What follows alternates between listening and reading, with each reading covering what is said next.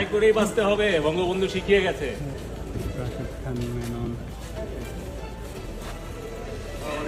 ভাই আজকে হরতাল। আজকে তো হরতাল ভাই। অলক ভাই হরতাল আজকে। অলক ভাই আজকে তো হরতাল।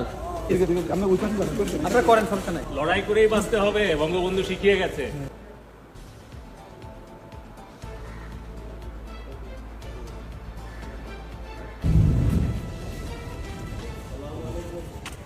স্যার কেমন আছেন?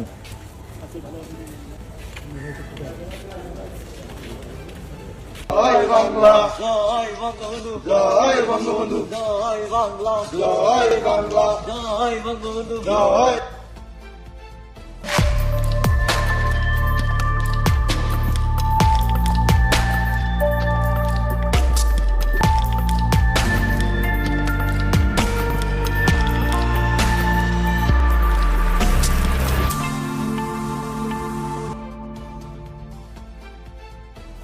প্রফেসর ইউনূস আয়নাঘর পরিদর্শন করলো না।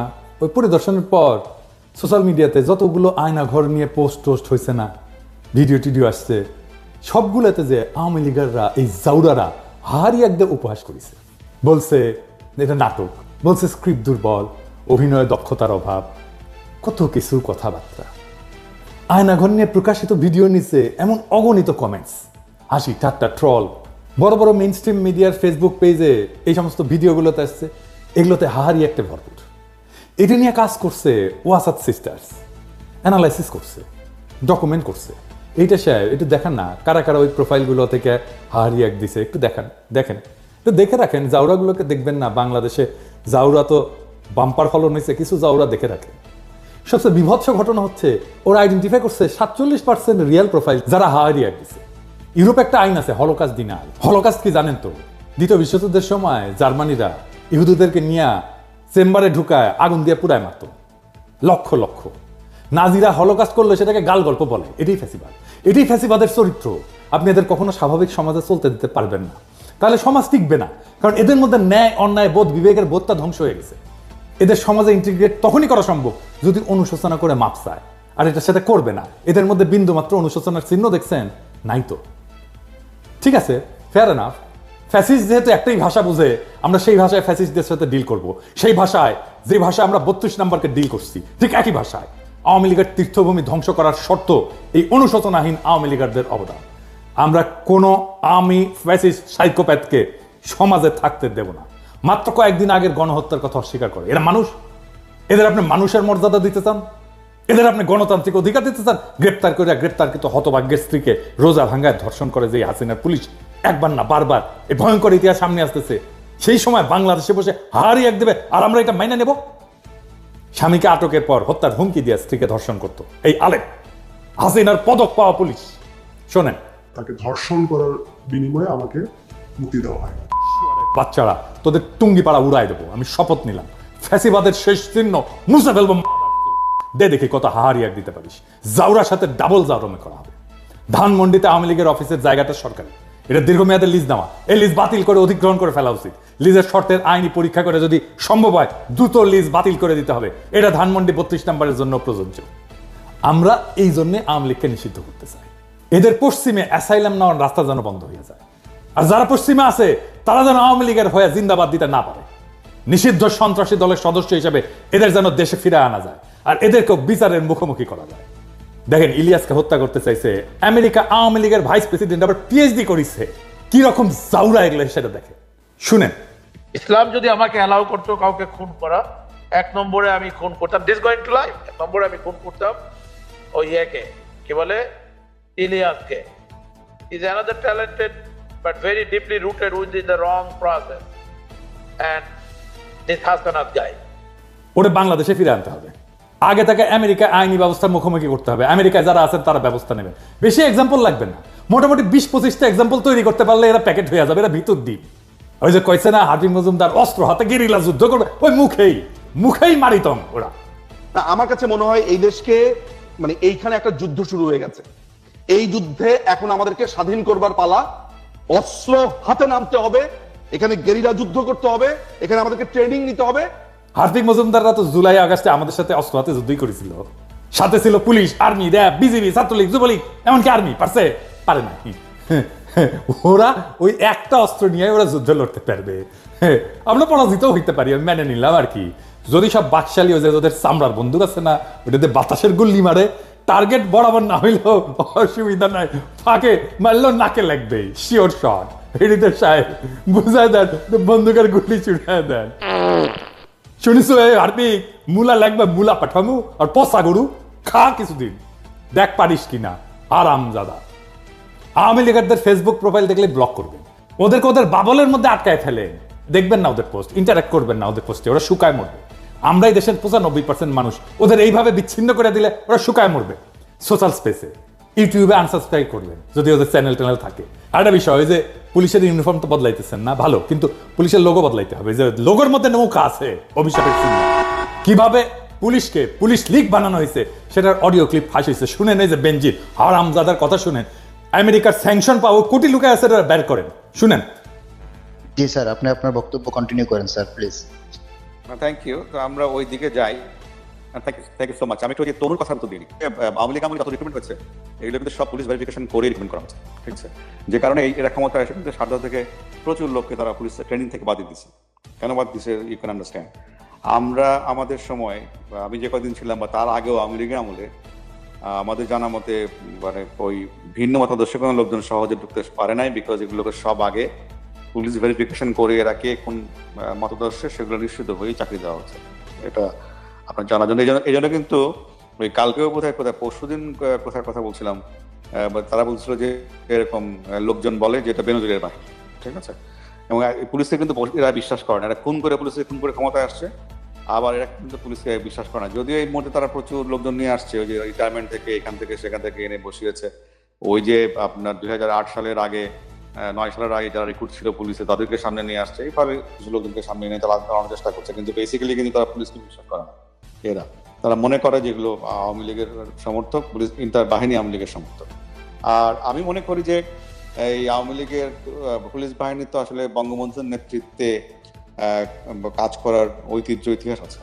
আপনারা জানেন যে আপনার 25শে মার্চ কাল রাত্রে তো যে অ্যাটাকগুলো হয়েছে তার মধ্যে প্রধান হচ্ছে রাজারবাগ পুলিশ লাইন, এবং তারাই প্রথম কিন্তু স্বাধীনতার সপক্ষে প্রথম গুলি বর্ষণ তারাই করেছে কিন্তু পাক আর্মিদের বিরুদ্ধে। তো ওখান থেকে কিন্তু এদের এই বাহিনীর একটা ঐতিহ্য আছে, প্রো আওয়ামী লীগ ঐতিহ্য বা প্রো লিবারেশন ঐতিহ্য আছে, এবং কন্টিনিউয়াসলি মাঝখানে যদিও অনেক বছর আওয়ামী চেতনার যারা বিরোধী তারা ক্ষমতায় ছিল তাদের লোকজন ঢোকানোর চেষ্টা করেছে, but end of the day আমি মনে করি এখনো এই প্রো লিবারেশন বা প্রো এল ফোর্স এই ফোর্সের মধ্যে বা সদস্য এই ফোর্সের মধ্যে সংখ্যাগরিষ্ঠ। তো সেই আস্থা থাকতে হবে, আমার মনে আস্থা থাকা ভালো, এবং এন্ড অফ দি ডে দেখবেন যে এরাই আপনার একসময় সহযোগী হয়ে দাঁড়াবে। এই মুহূর্তে হয়তো না পারলেও কোনো একটা সময় সহযোগিতা আপনারা পাবেন। আর আমি চেষ্টা করছি পুলিশ বাহিনীর সদস্যদের যারা আপনারা জানেন যে প্রচুর লোকজন তো যখন 5ই আগস্টের পরে প্রচুর পুলিশের সিনিয়র অফিসাররা কর্মস্থল ত্যাগ করে গেছে আর আসেন, আর প্রায় 300-350 অফিসারকে ইতিমধ্যে চাকরিচ্যুত করা হয়েছে। সমসংখ্যক কর্মকর্তাকে বিভিন্ন জায়গায় সংযুক্ত করে রাখা হচ্ছে, মানে তাদের ডিউটি থেকে প্রত্যাহার করে অকার্যকর করে রাখা হয়েছে, এবং করে তারপরে এই যে এই গ্যাপে তারা ওই যে আওয়ামী লীগ যখন ক্ষমতায় ছিল না সেই সময় যে রিক্রুট যারা তাদেরকে নিয়ে আসা হয়েছে, অনেকে রিটায়ার করছে তাদেরকেও নিয়ে আসা হয়েছে। তো ফলে এটা ভঙ্গুর অবস্থা এটা এই বাহিনীর। আমি চেষ্টা করছি যারা বাহিনীতে কাজ করতেছে তাদের সঙ্গে যোগাযোগ স্থাপন করার জন্য, এটা আমি করে যাব, যাতে করে এই বাহিনীর সহযোগিতা সাপোর্ট আপনারা পেতে পারেন, সে চেষ্টা আমার অব্যাহত থাকবে। আর রিগার্ডিং দলীয় প্রোগ্রাম, এটা তো মাননীয় প্রধানমন্ত্রী দেবেন, নেত্রী দেবেন, যেটা প্রোগ্রাম দেবেন যেটা ওখান থেকে আসবে সেটাই আমাদের সবাইকে বাস্তবায়ন করতে হবে, বলবৎ করতে হবে। তবে বলবৎ বাস্তবায়ন কিভাবে করবেন এটা হচ্ছে আপনার মনসিয়ানা। আপনি যেমন ওই যে এর করতে গিয়ে তো অনেক প্রায়োগিক ক্ষেত্রে অনেক সমস্যা উদ্ভব করতেছে, আমি জানি, বিভিন্ন সময় আমার সঙ্গে অনেকে কথা বলে। তো এই যে সমস্যাগুলো হচ্ছে সেগুলোকে আমাদের স্থানীয় পর্যায়ে সেগুলোকে মোকাবেলা করে এটা এই পুলিশকে রাহুমুক্ত করতে হবে। যারা রাহুমুক্ত করার কাজ করতেছে তাদের বিরুদ্ধে ষড়যন্ত্র শুরু হয়েছে, বুঝছাও? কারা করতেছে নাম কইলাম না, কিন্তু আমরা সব জানি। পুলিশের নেতৃত্বকে শান্তি মতো কাজ করতে দিবেন। যারা নানা ধান্দায় চুকলি কাটতেছেন পুলিশের নেতৃত্বের বিরুদ্ধে সাবধান করে দিতেছি, ভাইজান আপনাদের সকলের আমল নামা করলে আছে আমার কাছে। আমি সুনাপঠিদের পিছে লাগি না, এটা আমার স্বভাব বিরুদ্ধ, কিন্তু পুলিশের সংস্কারের যে ধারা শুরু হয়েছে যেটা আমরা দেখতে পারতেছি সেটাকে নেতৃত্ব শূন্য করে বাধা সৃষ্টি করতে চাইলে তার ছাড়া হবে না, সাবধান হইয়া যান। যারা পুলিশের বর্তমান নেতৃত্বের বিরুদ্ধে চুগলি কাটতেছেন। শুনলাম প্রফেসর ইউনূস সাহেব নাকি চুগলি কাটতে গেছিলেন, সত্য নাকি? হ্যাঁ, স্যারের পাঠায় দিয়ে আপনাদের আমল নামা দিব, চাপা মায়ের দিয়ে দিব কলে, তাই সাবধান হইয়া যান। এই বান্দা জিন্দা আছে। আর হ্যাঁ, ওই যে আঙ্কারে যে পুলিশ সদস্য ছিল না, ওই যে ছত্রভঙ্গ করছিল, কাউরে না পিটায় কাউরে না মেয়েরা, ওটা খুঁজে পাওয়া গেছে। নাম রিয়াদ হোসেন, ডেমরা পুলিশ লাইনে। দেখেন, সামাজিক যোগাযোগ মাধ্যমে ভিডিওটি ভাইরাল হলো, তখন আসলে জনমুখে আর কি অনেকজন অনেকভাবে আমাদেরকে প্রশংসা করতেছে, এবং আমরা চাই যে বাংলাদেশ পুলিশ যেমন জনগণের পাশে ছিল, আছে এবং থাকবে, আমরা তাদেরকে আরও সেই আস্থাটুকু আনতে পারি যে আমরা যাতে ভালোভাবে তাদের সাথে কাঁধে কাঁধ মিলিয়ে বাংলাদেশকে গড়তে পারি। এখন ভাইরাল হলো, বন্ধু বান্ধব, তারপরে সহকর্মী যারা আছেন, আত্মীয় স্বজন, পরিবার, সবাই আসলে আমাকে নিয়ে গর্ববোধ করছেন। আমিও চাই যেন আমি আমার দেশের জন্য কিছু করতে পারি। আরে ভাই, মন তো ভরলো না এই রিপোর্ট দেখে। ওর বাড়ি কোথায়? বাবা মাকে, এই মা, যেই মা এই সোনার ছেলের পেটে ধরছে, তারও তো আমাদের সম্মান জানাতে হবে, তারা সালাম দিতে হবে না? তো এইটা ছোটখাটো রিপোর্ট না, বড় রিপোর্ট চাই। আর হ্যাঁ, ওকে বিভাগীয় পুরস্কার দেওয়া হোক, পুলিশ পদক দেওয়া হোক তারে। এবার আসেন হাদানকারী আফসোস লীগের আলাপে ফিরে আসি। আবার যারা জুলুমকে অস্বীকার করছে, যারা উপহাস করছে, তাদের ক্ষমা নাই। আমি পবিত্র কোরআন শরীফের একটা আয়াত পড়ি, সেখানে ঠিক একই ধরনের বার্তা আছে। যারা অপরাধী তারা বিশ্বাসীদের উপহাস করত, এবং তারা যখন তাদের কাজে দিয়ে গমন করত তখন পরস্পরের চোখ টিপে ইশারা করত। তারা যখন তাদের পরিবার পরিজনের কাছে ফিরত তখনও হাসাহাসি করে ফিরত। যুগ বদলায় কিন্তু জালিমরা বদলায় না, ওই একই আবরণ নিয়ে ফিরে আসে বারবার। আর পবিত্র কোরআনেই বলা আছে কি করতে হবে, কোনটা আমাদের করণীয়, আর এদের ভাগ্যে কি আছে সেটা বলা আছে। তারা সামান্য হেসে নেই, শীঘ্রই তাদের কৃতকর্মের জন্য প্রচুর কাঁদবে। এখন প্রশ্ন হচ্ছে, কেন, কিভাবে তাদের এই সাহসটা তৈরি হইল? কারা এই সাহস তৈরিতে ভূমিকা রাখলো? আসেন সেটা বুঝে দেখি। 5ই আগস্টের পর আমরা দেখছি সমস্ত অর্গানাইজ শক্তি কেন্দ্র যেগুলো ছিল, যেমন ধরেন বড় রাজনৈতিক দলগুলো, আর্মি, এরা আওয়ামী ফ্যাসিস্টদের আশ্রয় দিল। প্রথমে আশ্রয় দিল আর্মি সারা দেশের ক্যান্টনমেন্টগুলোতে, তারপরে জাতীয় স্থানীয় পর্যায়ে বিএনপি, জামাত, কিছু নেতা, এমনকি পুলিশ ডিজিএফআই নিরাপদে সীমান্ত পার করে দিল। আর্মির হেফাজত থেকে পালায় গেল লেফটেন্যান্ট জেনারেল মুজিব। কাউকে এর জন্য দায়ী করা গেছে? করা হয়। কেন করা যায়নি? ওয়াকারের বিরুদ্ধে কিছু বললে হুক্কা হুয়া শুরু করে দেয় ডিজিএফআই এর পেইড এজেন্টরা। ওয়াকারের জন্য নাকি ইন্ডিয়া বাংলাদেশে আক্রমণ করে নাই। হ্যাঁ, খারান হাইসানি, আমি না ঘোড়ায় আসবো। ডিজিএফআই ভালো, খুবই ভালো। বয়ান দেয় ডিজিএফআই নাকি একাই গুম করে না, আরো সবাই করেছে, তাই ডিজিএফআই অত খারাপ না। আর ডিজিএফআই ভালো, খুবই ভালো ছেলে, সন্ধ্যাবেলা হাত মুখ দিয়ে পড়তে বসে, তাই না? যে আর্মি চিফ 5ই আগস্টে সারাক্ষণ ইন্ডিয়ান আর্মি চিফের সাথে কথা বলছে, হাসিনার বনজামাই জন্য মেডিকেলি আনফিট হওয়ার পরে আর্মি চিফ হয়েছে, যার কমান্ডে আর্মি সবচেয়ে বেশি হত্যাকাণ্ড চালাইছে ছাত্র জনতার উপরে, যেই শহীদের শরীরে বেধা 66% গুলি আসছে আর্মির অস্ত্রাগার থেকে। আমার কথা না, জাতিসংঘের কথা। সেই আর্মি চিফ ইন্ডিয়া থেকে বাংলাদেশ বাঁচাইতেছে। হে খোদা, আমারে উঠায় না, নয়তো দড়ি ফেলাও, বায়ে উঠা যায়। এই বয়ান যারা বলে তারা কার স্বার্থ রক্ষা করে? এই বয়ান যারা বলে তারা কার ক্রীড়নক? এই বয়ান যারা বলে তারা কার পুতুল? তাদের কি নাচায় আমরা জানি। ছাগল নাচে খুঁটির জন্য, আর এই খুঁটিটা কি সেটাও আমরা জানি। বাংলাদেশে হাসিনার পলায়নে সবচেয়ে বেশি ঝামেলা এখন কে পড়েছে? এটা বুঝলে আমরা সব রাজনীতি ফকফকা করে বুঝতে পারবো। আসেন সেটা বুঝে দেখি। সবচেয়ে বেশি ঝামেলায় পড়েছে মোদি। আন্দোলন, বিপ্লব দমনে পুলিশের পোশাকে অন্য দেশের নাগরিকদের থাকার প্রমাণ মিলছে।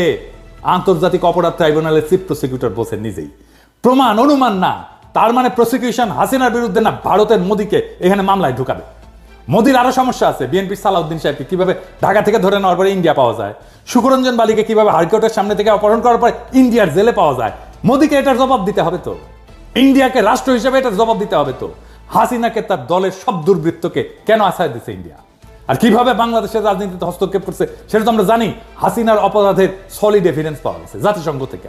আমরা করি নাই, প্রফেসর ইউনূস করে নাই, প্রফেসর ইউনূসের প্রশাসন করে নাই, করছে থার্ড পার্টি জাতিসংঘ। এইটার কোনো যদি কিন্তু নাই, এর সে সলিড এভিডেন্স হয় না। বাংলাদেশের আদালতে বেইজ্জতি, এটা মোদি ঠেকাইতে চায়। এইটা ভারত রাষ্ট্রের জন্য জরুরি। কিভাবে ঠেকাবে? একটাই রাস্তা আছে, প্রফেসর ইউনূসকে যত দ্রুত সম্ভব বিদায় দেওয়া। প্রফেসর ইউনূসকে বিদায় দিতে পারলে বাংলাদেশের সবকিছু আগের অবস্থায় চলে যাবে। এইখান থেকে পাইছে সাহস। আবার আগের গৌর, আবার হেডম নিয়ে আমরা আসতেছি। আর টাকা পয়সা তো আছেই, সবাই কিনে ফেলবে, এই হইতেছে প্ল্যান। সেই জন্যই আগাম নির্বাচন, দ্রুত নির্বাচন, এই সমস্ত আলাপ তিস্তানিয়া প্রোগ্রাম করে আর এক্সিকিউট করে কি? দ্রুত নির্বাচন আর প্রফেসর ইউনূসের দ্রুত বিদায়। এই ইন্ডিয়ান প্ল্যান এক্সিকিউট করে। আপনারা বুঝে হোক না বুঝে হোক ইন্ডিয়ান ব্যাগেজ কান্দে নিছেন, এই ব্যাগেজ আমরা মাইনা নেব না, কোনোদিন মাইনা নেব না। বাংলাদেশের রাজনৈতিক দলগুলো কখনো জনগণকে দেওয়া প্রতিশ্রুতি রাখে নাই, ইতিহাস সাক্ষী। 1990 3 জোটের রূপরেখা রাখে নাই। তত্ত্বাবধায়ক সরকারকে প্রশ্নবিদ্ধ করছে প্রথমে বিএনপি, বিচারপতির বয়স বাড়ায়।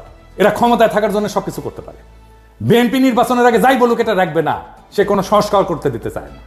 নির্বাচন হইলে সবকিছু কইরা ফেলবো, এইটা হইতেছে ওই সেই প্রেমিকের মতো, যে প্রেমিকার সামনে এসে তার সাথে প্রেম করার জন্য যা কিছু বলে সব কিছু মিথ্যা, ওই মিথ্যা কথা বলতেছে তারা। প্রেমিকার সামনে উত্তেজিত প্রেমিকা এসে যা যা বলে না, বিএনপি তাই বলতেছে নির্বাচনের জন্য, কোনোটা রাখবে না, সে কোনো সংস্কারও করতে দিতে চায় না। আওয়ামী লীগ নিষিদ্ধের কথা বললে বলে জনগণ ঠিক করবে। আরে বাবা, জনগণ কেমনি ঠিক করবে? গণভোট কইরা তো গণভোট করেন এখন আওয়ামী লীগ নিষিদ্ধের প্রশ্নে, সেটা তো করতে দিতে চান না। সামনে সংসদ নির্বাচনে আওয়ামী লীগকে অংশ নিতে দিলে আপনি কবে জনগণের রায় নেবেন আওয়ামী লীগ নিষিদ্ধের ব্যাপারে? জনগণ করবে, কিভাবে করবে সেটা তো বলতে হবে। জনগণ তো একটা বিমূর্ত জিনিস, মানে আপনি একটা ধোঁয়াশা তৈরি করতেছেন জনগণ নামের এক বিমূর্ত শক্তির অনুমোদনের কথা বইলা। এই সরকারের নাকি ম্যান্ডেট নেই।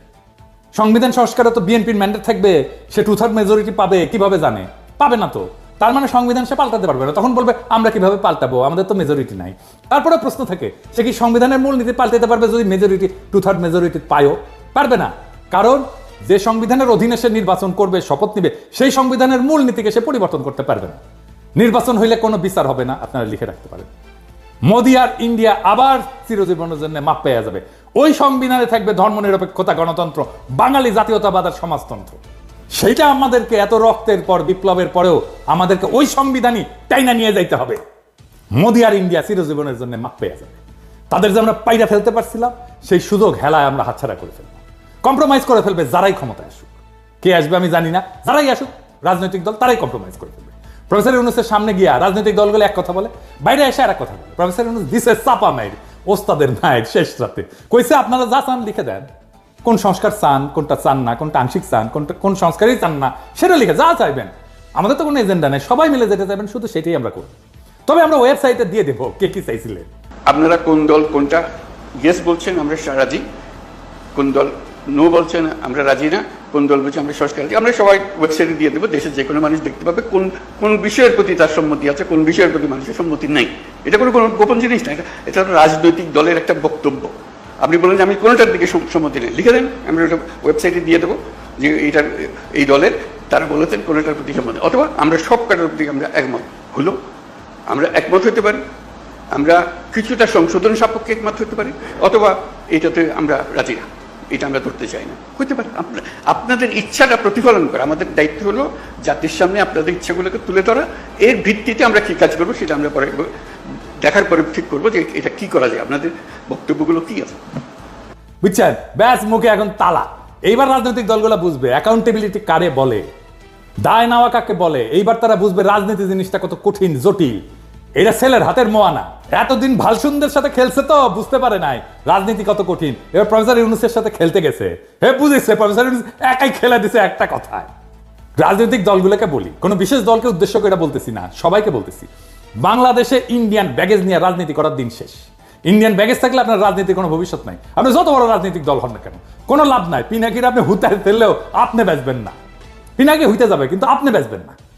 বাংলাদেশের রাজনৈতিক বাস্তবতা আপনাদের ইন্ডিয়ান ব্যাগেজ নিয়ে রাজনীতি করতে দেবে না, ফুল স্টপ।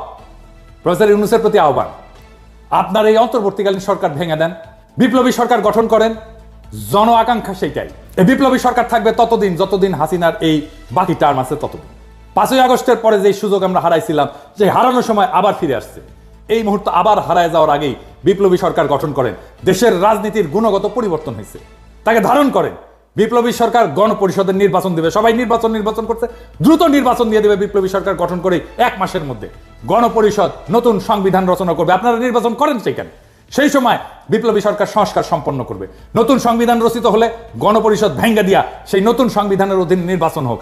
আপনারা সবাই উৎসবের সাথে সেই নির্বাচনে অংশ নেন। আমি ব্যক্তিগতভাবে চাই প্রফেসর ইউনূস জাতির নেতৃত্ব থেকে যেন তারপরেও বিদায় না নেন। তিনি যেন রাষ্ট্রপতির পদকে অলঙ্কৃত করেন। তিনি আসলেই অলংকার হয়ে উঠবেন রাষ্ট্রপতি পদের জন্য।